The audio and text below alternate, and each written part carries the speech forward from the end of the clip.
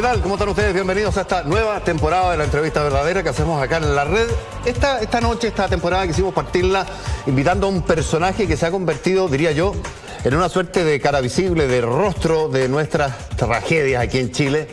Alguien que es familiar para ustedes ya, porque vamos de una en otra en este país tan acontecido como dicen algunos. Michel Deler, muchas gracias por acompañarnos para conversar de esto. Además, Michel Deler tiene una gracia bien especial, porque se ha convertido en un hombre capaz de anticipar de manera asombrosa, diría yo, en algunos casos, lo que se viene en esta materia de desastre. Michel, lo hiciste en el tema de los incendios forestales, lo hiciste ahora a propósito de los aluviones que marcaron el fin de semana y que todavía tienen algunas comunas de Santiago sin agua, con poca agua.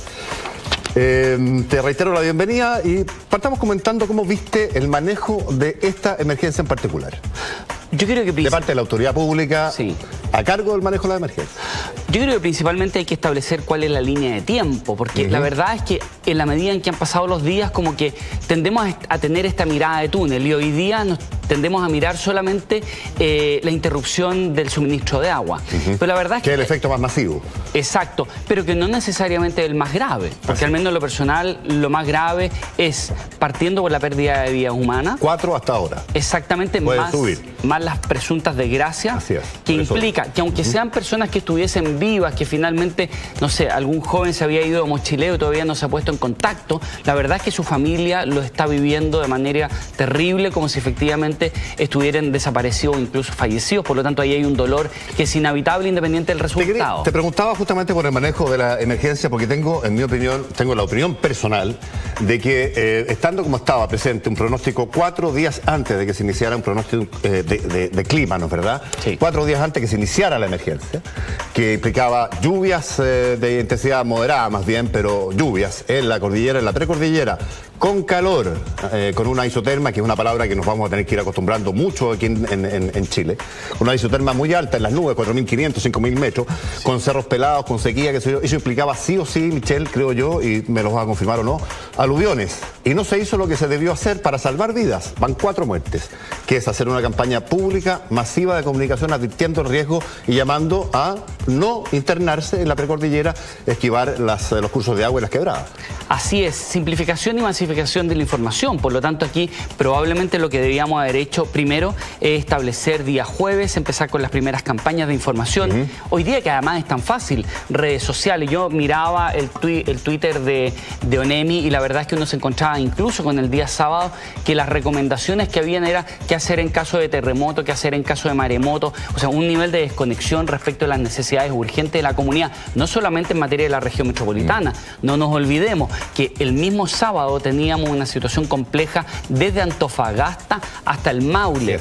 Por lo tanto, ahí efectivamente tenemos un tema al debe que tiene que ver con la gestión de la información, que sea información simple, masiva, útil, para que de una u otra manera conectemos a la comunidad y la hagamos partícipe en la solución. Es decir, por ejemplo, no vaya a acampar, tenga precaución, ojo con el tema de la actividad en montaña, no acampe cerca de un río, hasta lo que puede ser en un momento dado con el manejo de la información que puede tener la autoridad, establezcamos controles carreteros, entreguemos información en la carretera. Bloquear la carretera vía fuerza pública, digamos, impedir que se acceda a lugares que son visiblemente peligrosos. Sí, claro. Guardando todas las distancias, ayer fue 27F, pasaron 7 años del terremoto, y guardando todas las distancias, Michel, que yo creo que hay que guardar por el tamaño o la dimensión de la tragedia, tengo la impresión que en algún sentido pasó algo similar. Y esto tiene que ver con la capacidad que tiene de acción la autoridad pública a cargo de las emergencias, de manejar la información y hacerla útil la información que tiene disponible.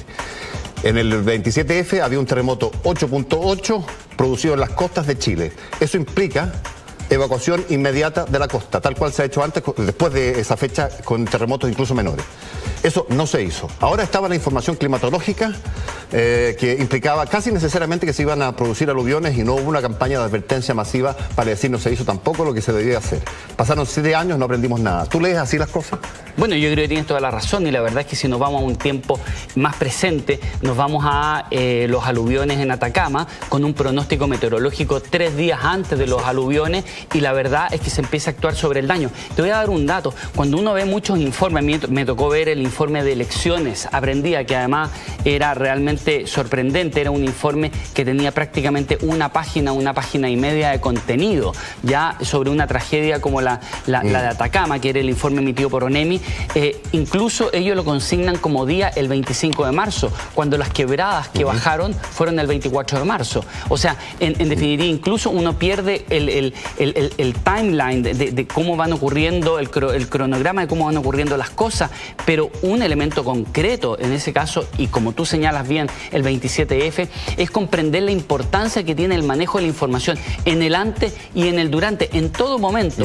Y eso implica una labor insustituible por parte del Estado. De lo contrario, empezamos a dejar, por ejemplo, un espacio muy grande al rumor, al manejo de las redes sociales, que no necesariamente siempre entregan información certera. Te quiero poner un ejemplo. Hace 2 o 3 semanas atrás, en California hubo una represa que estuvo a punto de colapsar, y uno veía el Twitter de la autoridad. Tuvieron que evacuar cerca de 200.000 personas. Al final no colapsó la represa, pero uno veía inmediatamente, la orden de evacuar, y yo te diría que en los siguientes 10 minutos los tweets fueron: qué carreteras se debían usar para evacuar, y además cuál era la dirección de los refugios de emergencia habilitados, cuando todavía ni siquiera tenían un solo. Y la autoridad además se atrevió a equivocarse. Y se atrevió a equivocarse porque de hecho nunca colapsó. Así es. Y por lo tanto al día o los 2 días siguientes ya empezó toda la gente a funcionar sobre la base de la normalidad. Y eso termina siendo por parte de la comunidad algo valorado, porque es desear lo mejor y prepararse para lo peor.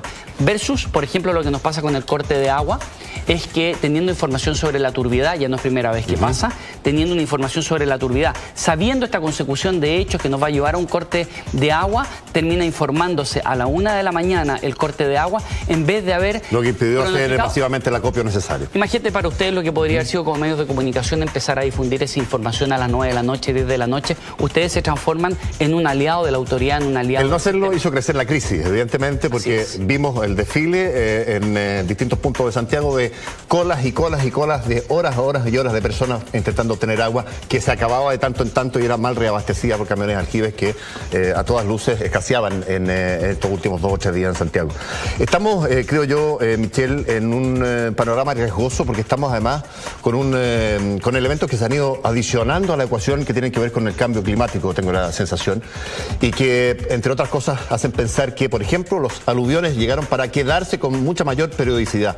Y esto en medio de una autoridad de manejo de emergencia, en este caso de la ONEMI, que es, y tengo la impresión que tú estás de acuerdo, bastante frágil. ¿Es un escenario, como decía yo al iniciar esta pregunta, riesgoso a tu juicio lo que estamos viviendo? Es muy complejo. Debemos comprender que las emergencias son un componente de la seguridad pública. Es así de complejo y crítico cuando uno lo analiza desde el punto de vista institucional. Y tenemos una institucionalidad como ONEMI que durante los últimos años no se ha fortalecido, más aún, digamos, su marca, su imagen se ha debilitado, y se ha debilitado no solamente en el accionar, sino que se ha debilitado frente a la comunidad en términos de su credibilidad. Uno de los pilares fundamentales en materia de emergencia es la credibilidad, porque en definitiva opera en crisis, y en crisis uno quiere tener un pilar, quiere tener una luz a la cual de una u otra manera confiar en que se va a iluminar el camino que uno debe tomar, entre otras cosas con el qué hacer en caso de, y por otra parte, qué es lo que se está haciendo y qué es lo que va a ocurrir. Se ha ido instalando un grado de desconfianza importante, entre otras cosas, también acompañado de una falta de accountability,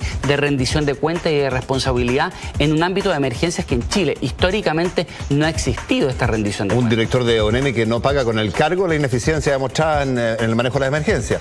Te pongo de ejemplo a la misma Carmen Fernández. Nosotros comentábamos antes de iniciar el programa. Ella renuncia al cargo una vez incluso confirmada por el gobierno de Sebastián Piñera como directora de la ONEMI tras el terremoto del 27F. Exacto, y esa falta de accountability hace, entre otras cosas, que la emergencia escale a los niveles más políticos, que no son los políticos, no es el nivel sectorial, y por lo tanto termina además generando un impacto importante en los niveles superiores, que ahí hay que aclararlo. Cuando uno establece este escalonamiento desde el punto de vista de la responsabilidad y la especialidad, entre otras cosas lo que hace es proteger lo que se denomina en gestión de emergencia la continuidad de gobierno, que es precisamente el liderazgo que se debe mantener en ciertas esferas, de manera tal de que si la emergencia va creciendo, paulatinamente esos liderazgos vayan fortaleciendo este potencial quiebre de las confianzas. Pero este quiebre de las confianzas en nuestro sistema ocurre demasiado rápido y por lo tanto termina involucrando a los niveles superiores demasiado rápido. Te quiero poner el escenario a propósito del 27F. Si hoy día, Michelle, hubiera un terremoto similar, equivalente al 8.8, ¿qué anticipación de escenario haces tú de cara al manejo de la emergencia? ¿Hemos aprendido cosas para que el resultado hubiera sido eventualmente distinto, o tú crees que sería de similares características del desastre? Yo creo que principalmente tendríamos una comunidad que desde el momento, curiosamente, desde el momento en tener menos confianza en la autoridad especializada, tendería a actuar por iniciativa propia, y eso implicaría, entre otras cosas, la posibilidad de evacuación del borde costero, probablemente más rápido. Incluso ha ocurrido, no nos olvidemos que el término autoevacuación preventiva es un término inventado durante el gobierno del expresidente Piñera, como consecuencia de que la gente frente a sismos menores, sismos pequeños, lo que hace es arrancar, hacer una evacuación por susto, pero en realidad es consecuencia de arrancar. Y la autoridad política lo que hace para justificar la debilidad del sistema y no reconocerla, construye esta imagen de autoevacuación preventiva y le hace una puesta en valor. Por lo tanto, en este caso yo creo que lo que tendríamos sería eso. Pero eso es muy complejo, porque la verdad es que una emergencia lo que requiere es liderazgo y direccionamiento, porque si no hay liderazgo y direccionamiento, esa autonomía sin ningún control puede generar problemas además mayores, y esos problemas mayores van a empezar a ocurrir con posterioridad a los primeros minutos, probablemente no en el primer minuto. Perdón, en zonas costeras creo que sería muy complejo, porque efectivamente lo que va a ocurrir es que tenemos instalaciones. Si esto fuera en horario hábil, creo que podría llegar a ser muy complejo, porque no sé si existe la confianza necesaria para, por ejemplo, los planes que ocurren en los colegios, las universidades, los jardines infantiles, las instalaciones de adultos mayores, los hospitales, donde de una u otra manera hay redes de familiares que están vinculados con las personas, niños, jóvenes, adultos mayores que están en esa área, y por lo tanto podríamos tener entonces ahí una situación muy compleja desde lo social. Me lleva a preguntarte, Michelle, todo lo que tú describes a propósito de la fragilidad de nuestro sistema. ¿Cómo estás mirando este proyecto de renovación que se le ha dado, o se le va a dar aparentemente urgencia, entre comillas, digamos, urgencia legislativa, aparte ahora en marzo, un nuevo proyecto de una ONEMI nueva, qué sé yo, que se adiciona al que se tramitó, pero no se terminó por aprobar el 2011 durante el gobierno Piñera? Y que tú lo lees, entiendo, este nuevo, el que se manda ahora, como bastante mejor que el que se tramitó a medias en 2011. Sí, la presidenta Bachelet, a fines de su primer año de mandato, establece una indicación, una modificación a este proyecto de ley que me parece que es un gran aporte. Ella establece una indicación que lo que hace en realidad es cambiar el modelo de gestión. El proyecto original lo que hacía era cambiar el nombre, pero el modelo seguía exactamente el mismo. O sea, uno hacía un organigrama y era mirar el organigrama de los últimos 40 años y mirar el organigrama del proyecto de ley que estaba en el Congreso. Y en eso valorar que la presidenta Bachelet incorporó modificaciones significativas, donde no estaba en eso de texto, no estaban ajenas también las resistencias históricas. Pero ¿qué modificaciones, Michelle? Porque lo que uno ve siempre, y tú lo has descrito muy bien más de alguna vez, en el manejo de emergencia es una suerte de mesa de club larga, llena de autoridades reunidas ahí, con el objetivo probablemente en algunos casos de diluir la responsabilidad, de que nadie es responsable, porque hay 50 tipos dedicados a tomar decisiones, lo que es el sistema probablemente más ineficiente de todo. ¿Eso se cambia en este proyecto o no se cambia? Eso se cambia en parte, pero lamentablemente la resistencia a la ONEMI histórica se sigue expresando en la creación de un par de instancias donde les gusta mucho poner los comités y que se transforman en estas verdaderas mesas de club, más aún en comités donde incluso se generan situaciones muy complejas como duplicidad de mando, como por ejemplo establecer en una misma mesa a un intendente con un jefe de las fuerzas, un jefe de la Fuerza Armada en caso de estado de excepción constitucional. Es decir, tú tienes al jefe de la Fuerza Armada que pasa a ser en estado de excepción constitucional el representante del presidente de la República. El jefe junto con el presidente el representante del presidente de la República. Es un tema de duplicidad de mando muy complejo en una emergencia, pero además se generan un par de instancias más de estas verdaderas mesas de club, que la verdad es que cuando uno mira históricamente nunca han funcionado tampoco, y por lo tanto más bien tiene que ver con un capricho y una resistencia a modificar lo existente. Pero sí creo que hay un cambio interesante desde el punto de vista de hacer una puesta en valor de la comunidad, de los gobiernos locales. Eso te voy a preguntar, tú más de alguna vez has destacado que debiera haber una estructura de manejo de emergencia desde el nivel, iniciándose en el nivel local, con capacidad de gestión, con capacidad de toma de decisiones, con recursos disponibles, de tal suerte de atacar al tiro y de manera más eficiente, pues se conoce el terreno, el desastre del que se trate. ¿Eso se incluye en este proyecto de ley como una lógica o tampoco va? Se incluyen dos lógicas. Una, esa la que señalas tú, desde la base hacia arriba, comunidad y municipalidad, ¿ya? Y de ahí sucesivamente hacia arriba. De hecho, tanto es así que en el nivel provincial es un eslabón que hoy día no existe desde el punto de vista de nuestro sistema de emergencia. Desde el centro hacia abajo, la autoridad de ONEMI, por ejemplo, llega solo hasta el nivel regional. Hoy día se incorpora. Hay un tema de forma. El proyecto de ley incluso fue posible que se incorporara una lógica diferente en su redacción, y en una parte empieza como un artículo inicial, empieza el nivel local y después va bajando hacia el nivel nacional. Eso también es una señal interesante. Hay otro elemento y que me parece sumamente relevante cuando estamos hablando de proyectos de ley, que tiene que buscar mandar mensajes del espíritu de la ley y la señal de largo plazo. Incorpora a las emergencias derechamente como un elemento y un componente de la seguridad pública. Y por lo tanto, eso también es un elemento fundamental en un sistema donde tenemos la seguridad pública fragmentada, politizada. ¿Y las Fuerzas Armadas asumen un rol, se automatiza su participación, su rol en el manejo y en la contribución al manejo de la emergencia, o siempre está al arbitrio del Ejecutivo esto? Ahí tenemos un tema bastante complejo, porque la verdad es que la incorporación, de acuerdo a algunas interpretaciones jurídicas, tendrían algunos cuestionamientos desde el punto de vista de la constitucionalidad, en la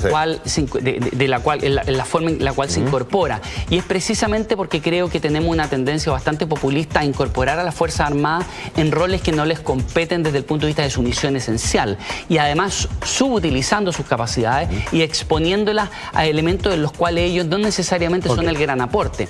Aquí las Fuerzas Armadas deben ser incorporadas como cualquier elemento del Estado, sobre todo en lo que más pueden aportar: logística, en aspectos de operación, en aspectos de planificación, pero desde el punto de vista de la dirección y gestión superior de la emergencia debemos comprender que las emergencias son principalmente sociales, y por lo tanto ahí se requiere comprender que las Fuerzas Armadas no pueden estar reemplazando una carencia que hemos tenido desde el Estado, que es que la autoridad civil sea la responsable y se prepare adecuadamente para enfrentar las emergencias, que son fenómenos eminentemente sociales, con expresiones tácticas, con expresiones políticas y con expresiones obviamente sociales. Y ahí es el mundo civil el cual tiene la obligación no solamente de prepararse, tiene la obligación de rendir cuentas. Pasemos al fenómeno anterior, al desastre anterior, los incendios forestales, Michelle, que marcaron gran parte de la segunda mitad del mes de enero y algunos días de febrero. ¿Qué raya para la suma se puede hacer hoy día de ese manejo que se aprendió? ¿Es la solución para mejor enfrentar algo que podría ser también catastrófico hacia adelante, atendido el cambio climático? Recordemos las condiciones de baja humedad, altos vientos, alta temperatura, que es una nueva condición que hemos observado como nunca antes, probablemente en los veranos en Chile. Cambio climático es algo que es una variable que ya está instalada. Perdona, ¿es la solución un servicio nacional forestal nuevo, distinto de CONAF? Ese es un proyecto de ley que puede eventualmente solucionar, cambiar el escenario para enfrentar mejor una contingencia de más incendios forestales. Esto nos pasa igual que el caso de la ONEMI. En definitiva, estamos frente a un desafío institucional, que es el esqueleto, pero también estamos frente a un desafío desde el punto de vista de la cultura organizacional, especialmente la directiva, que sea capaz de construir el músculo necesario para proveer de agilidad y fortaleza a ese esqueleto. Nosotros no podemos pensar de que nuestros problemas se solucionan con un proyecto de ley bajo el brazo, si no somos capaces de comprender que ese proyecto de ley y esa estructura le da vida a un grupo de personas que tienen que tener una forma de enfrentar las cosas de manera diferente. Correcto. Tú estás hablando de qué es lo que le falta hoy día a la CONAF y de qué hay que suplirla, por ende. ¿En qué estás pensando? Por ejemplo, yo creo que el cambio institucional es evidente. Este cambio institucional no podemos seguir con una CONAF que es una corporación privada frente a una función pública de esta relevancia. Organismo estatal, primero. Primero, desde el punto de vista de los incendios forestales, debemos cambiar nuestra configuración de combate. Esta configuración de combate principalmente tiene que ser reconocer que lo que tenemos hoy día está bien, aeronaves de combate entre 1.200 y 3.100 litros, y complementarlo con aeronaves que van entre los 4.000 y los 6.000 litros. Esa es la columna vertebral que requerimos para combatir incendios forestales. Tú estás hablando no necesariamente de comprar o arrendar aviones de gran calado como el Supertanker o el Illusion, sino que aviones, los que hay, que estén operativos, sí, porque hay algunos que están todavía en tierra, de los 5 o 6 que tiene CONAF. Más aviones de un calado un poquito mayor, el doble, 6 a 10.000 litros.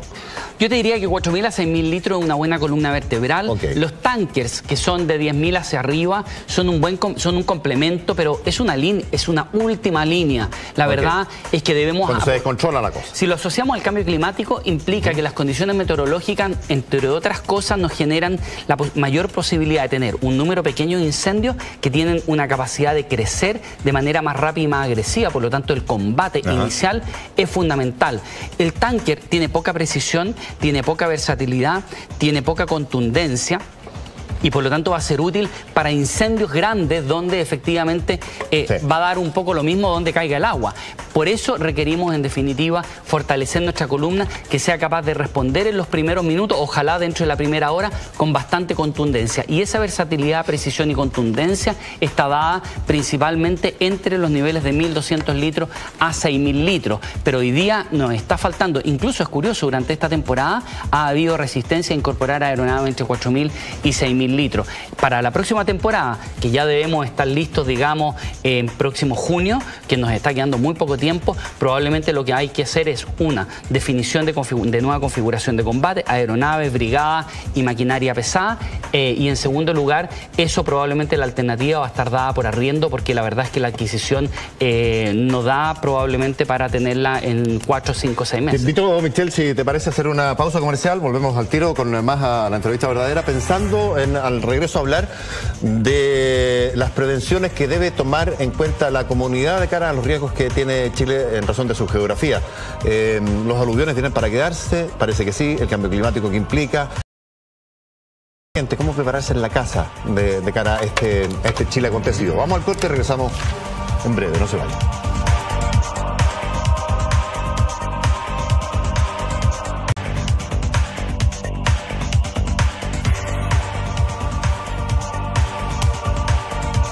Bien, estamos de regreso con Michelle Deleuze, analizando los escenarios de emergencia, Michelle, que se puede presentar de cara a un país que está un poquito más acontecido, diría yo, de lo que ha sido tradicional en nuestra historia, pese a que siempre hemos tenido desastres, cataclismos, inundaciones, volcanes, terremotos, tsunamis, en fin, pero ahora la periodicidad hace pensar que hay que andarse con más cuidado y hablarle a la gente que nos está mirando en la casa desde el punto de vista de la actitud que hay que tener, de cómo hay que leer las informaciones que se reciben. Por ejemplo, si alguien escucha en una semana más que viene de nuevo una lluvia en la cordillera o en la precordillera con calor, con isoterma a 5.000 metros de altura, oiga, no se vaya a meter a la cordillera, evite los ríos, quédese en la casa mejor si tenía planificado una salida de esa naturaleza, ¿no?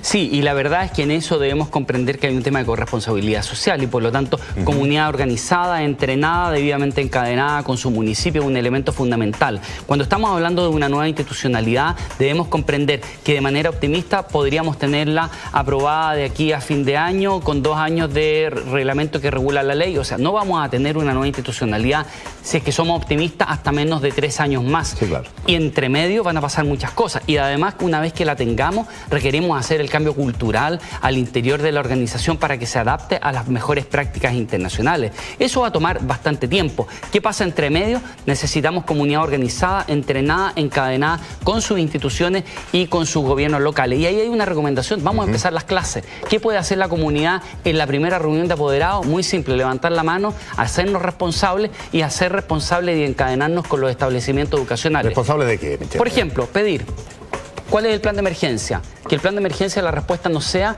cuál es la operación de evacuación. La evacuación es una acción dentro de un plan de emergencia. ¿Qué más considera un plan de emergencia? Segundo, plan de comunicaciones. ¿Cómo me voy a comunicar y cómo se va a comunicar el colegio en caso de que haya una emergencia? Y en tercer lugar, el procedimiento para entrega de niños en caso de una emergencia en la cual alguien, un apoderado, tenga que ir, por ejemplo, a buscar un niño. Y eso implica, entre otras cosas, el procedimiento inicial de estar preparado, de registrar los nombres de las personas que puedan ir a retirar niños y también conocer con anticipación quién lo va a ir a retirar, cómo se le va a entregar a los niños, etc. Y eso es una cosa que la vamos a poder hacer de aquí a un par de semanas más y que muy pocas veces se hace. Pero lo quiero repetir porque es tremendamente importante. Nosotros en materia de terremotos, por ejemplo, ni siquiera estoy hablando de otras emergencias que pueden ser más cotidianas como un accidente. Nosotros no hemos tenido, del recuerdo generacional que tenemos hoy día, no hemos tenido terremotos significativos en horario hábil. Y por lo tanto, si tenemos un terremoto importante con el 85 tienes razón. Fue fin de semana. Fue fin de semana, domingo a las 8 de la noche, si no me equivoco. Exactamente. 3 de marzo. Así es. ¿Qué es lo que nos ha pasado con los cortes de agua? Los cortes de agua en el último tiempo también han sido los fines de semana. Sí, claro. Entonces, ahí, no olvidarse, tenemos plan de emergencia. El plan de emergencia no es solo el de evacuación. Necesitamos saber qué van a hacer, qué va a pasar en ese establecimiento educacional con los niños y cómo se va a actuar. En segundo lugar, el plan de comunicaciones, cómo el establecimiento se va a comunicarnos con nosotros y cómo nosotros nos vamos a comunicar con el establecimiento. Y en tercer lugar, cuál es el procedimiento de entrega de los niños en el momento en que sea necesario que los niños dejen el establecimiento. Ahí hay una labor que es absolutamente insustituible, la responsabilidad que tenemos nosotros como adultos y los establecimientos educacionales. Sí es verdad, Michelle, que los aluviones vienen para quedarse y van a ser de cotidiana ocurrencia. Es verdad también que hay que tomar providencias en las familias para ver cómo lo hacemos con el tema del agua. Todas las empresas sanitarias que se abastecen de flujos de superficie, ¿no es verdad? Ríos, entiéndase, están sometidas a los efectos negativos de la turbiedad, de la caída abrupta de palos, piedras, lodo, en fin, que pueden chavar las plantas y hay que cerrarlas. Eso significa quedarse durante muchas horas sin agua en las casas, como ha pasado ahora, en mi caso 50 horas sin agua. Eso significa, a tu juicio, tomar prevenciones, por ejemplo, de tener acopios permanentes de agua como una posibilidad a tomar en cuenta, o es una exageración eventualmente? No, claramente requerimos tener al menos algo básico. Ya desde el punto de vista de lo básico, lo más importante es el agua para beber. Y el agua para beber implican 2 litros, a lo menos, 2 litros de agua por persona por día, con un stock mínimo de 3 días, 72 horas. Es decir, estamos hablando que por cada persona, solo para bebida, deberíamos tener 6 litros permanentes por persona. Eso puede estar obviamente distribuido entre lo que podemos tener en algunos bidones, ¿cierto? De esto de agua embotellada, ya sellada, y lo que podemos tener guardado permanentemente en el refrigerador. Pero ese es un stock que podemos tener. En este momento hemos tenido cortes de agua que son relativamente avisados, pero no nos olvidemos, eventualmente en un terremoto o en otro tipo de situaciones podría venir un corte de agua que sea de un momento a otro, que no nos dé tiempo, por ejemplo, para juntar agua. Y por lo tanto ahí. Segundo, yo te diría que incluso, quizás obviamente no es agua, pero es algo que está relacionado a la higiene e incluso a la purificación del agua, es siempre tener una botella, 1 litro de cloro común y corriente. Cloro sin odorizante. Eso es una cucharada por litro. Y ahí, bueno, ahí es importante porque hoy día en Chile muchas veces vamos al supermercado y encontramos un cloro más barato. Ese cloro más barato muchas veces tiene una concentración menor que otro y por lo tanto, más allá de menos. Exacto, y por lo tanto, mientras en un cloro uno puede echar 3 gotas por litro de agua porque su concentración es cercana quizás al 5%, en otro esas 3 gotas se van a transformar en 10. Por lo tanto, ahí lo importante es cloro común y corriente que no tenga ningún aroma a limón ni nada de eso.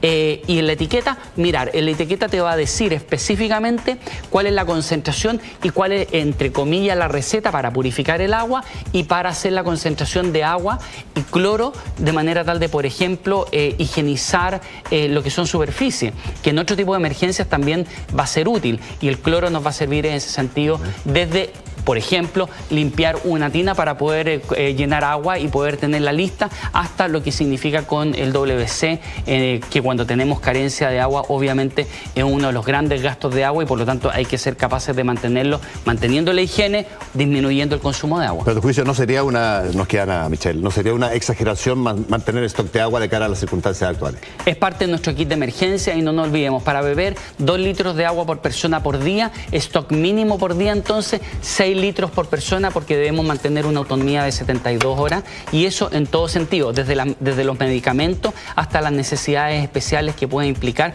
por ejemplo, el tener un adulto mayor enfermo o el tener niños. Hay que tomar en cuenta esta consideración porque la solución planteada hasta ahora por Aguas Andinas es hacer estanques de acopio de agua cruda que servirían para un suministro continuo en Santiago de 32 horas.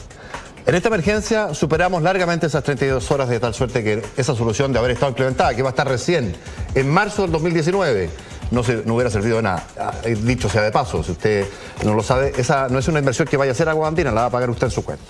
Michelle, muchas gracias por habernos acompañado en este debut de la entrevista verdadera en esta nueva temporada. Muchas gracias, José. Nos vemos mañana.